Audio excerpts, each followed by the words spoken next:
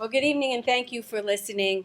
I am proud of my career and of my experience raising a family and managing a household, experience fighting for victims of sex crimes, and exposing fraud against taxpayers, negotiating for strong, structurally balanced town budgets without raising taxes, talking to neighbors and community members, talking to you about our common challenges and our common goals.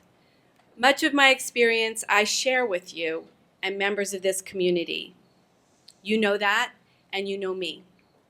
My opponent chose a different path.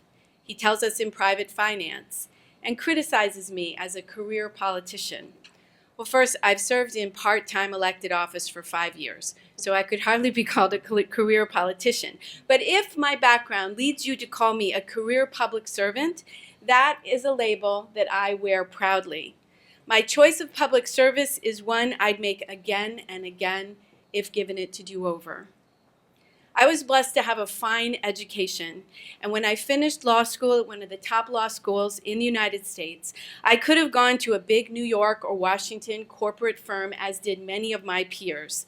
Instead, I did something equally rewarding, but not nearly as high paying. I chose public service, and I joined the Manhattan District Attorney's Office. I committed myself to the hard work of protecting the public against violent crime and misuse of tax dollars. When I left the DA's office, Bob and I came here and I opened a law practice in our community, focusing primarily on family law.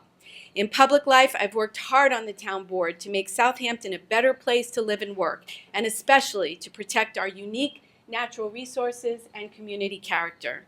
Serving the public hasn't been just a job for me. It's a career that I find most fulfilling, and I'm proud and honored to share it with you as your representative. I expect that if I continue to enjoy as strong a connection as I have had with you, our community, it will continue to be a fulfilling and honorable way of life. And I would be grateful and honored if you would allow me to represent you in Hauppauge in the Suffolk County Legislature. Thank you.